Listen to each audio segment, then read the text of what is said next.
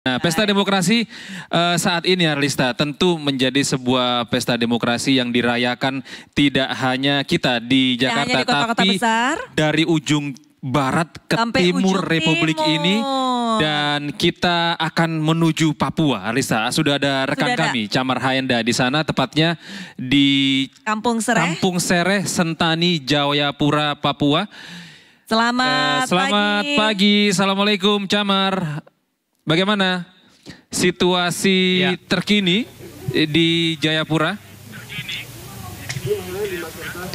Ya baik, selamat pagi Arlista, Gede, dan juga pemirsa. Salam dari ujung timur Indonesia. Saya sudah berada di Sentani, Papua, tepatnya di kawasan Hinekombe. Dan bisa dilihat di belakang saya, mungkin ini sedikit berbeda dan juga unik dibandingkan dengan posko tempat pemungutan suara di provinsi lain, dikarenakan ini terbuat dari pelepah daun dan juga pohon sagu yang diambil langsung dari Gunung Siklop. Saya masih tidak menyangka Arlista berada di tempat ini dan juga Gede, dan kami juga melihat bagaimana antusias masyarakat Papua untuk bisa menggunakan hak suaranya. Karena kalau bisa kita lihat bahwasanya di distrik Sentani ini merupakan salah satu kawasan terpadat dan juga terbanyak penduduknya, sehingga biasanya disebut sebagai tempat kemenangan.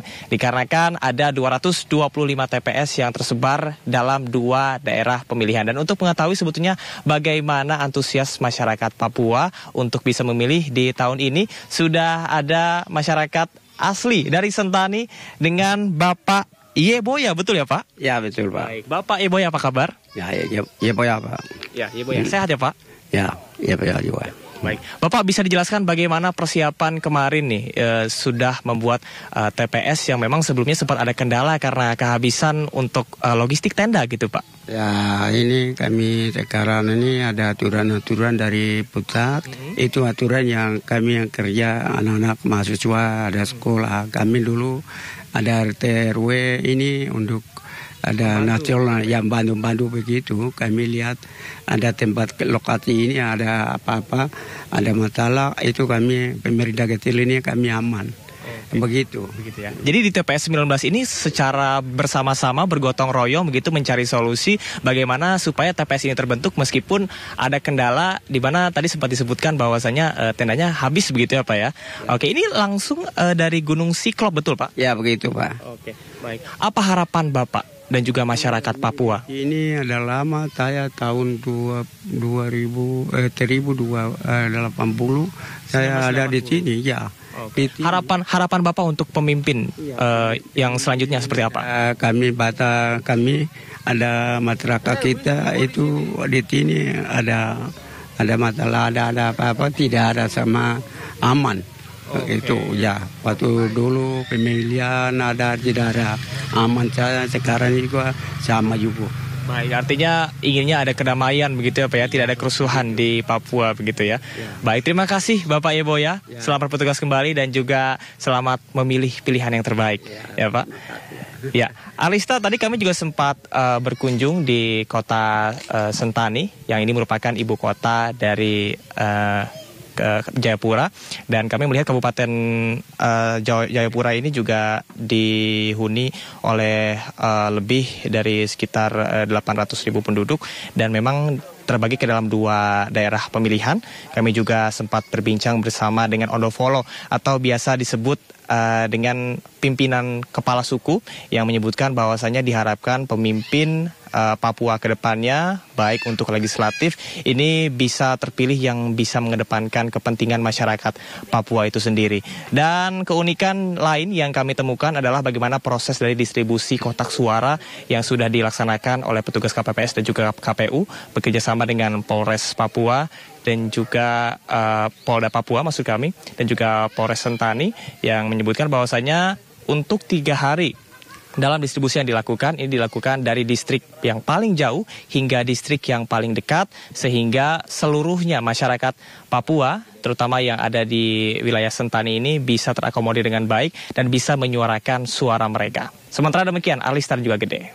Ya, Camar, jika Anda melihat situasi di sana, apakah cuaca cukup cerah begitu Camar, karena di Jakarta ini dari pagi sudah mulai hujan ini? Ya, baik. Gede Alista, ini pertanyaan yang cukup menarik.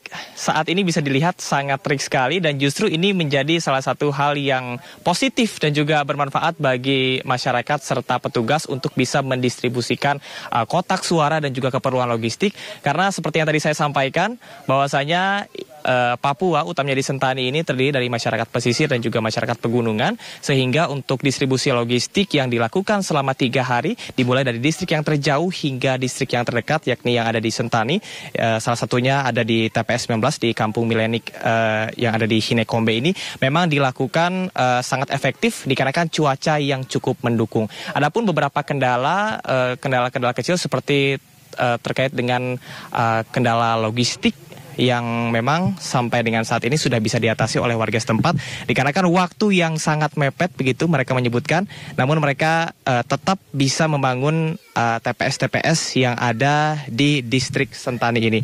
Kemudian dapat kami sampaikan tadi pihak dari distribusi yang dilakukan dari pihak KPU untuk distribusi kotak suara ini sudah dilakukan sepenuhnya, artinya seluruhnya dari 3 hari dari tanggal 11 hingga dengan hari ini sudah dilakukan, dan kami juga melihat bahwasanya nanti akan ada perhitungan suara yang dilakukan hari ini sampai dengan maksimal besok. Namun tentunya akan melihat kepada ketersediaan dan juga kemampuan dari panitia untuk bisa mengakomodir suara yang masuk dan juga dengan menggunakan aplikasi terintegrasi yakni aplikasi Sirekap Pemilu 2024 yang tidak hanya digunakan di ibu kota saja namun juga di Provinsi Papua ini. Gede. Cuaca di Sentani Jayapura ini cukup cerah karena para petugasnya juga mampu untuk mendistribusikan hingga ke pelosok-pelosok yang ada di Jayapura. Iya, terima kasih. Terima kasih banyak, Camar. Kami terus menantikan informasi terkini Anda dari Sentani Jayapura ya.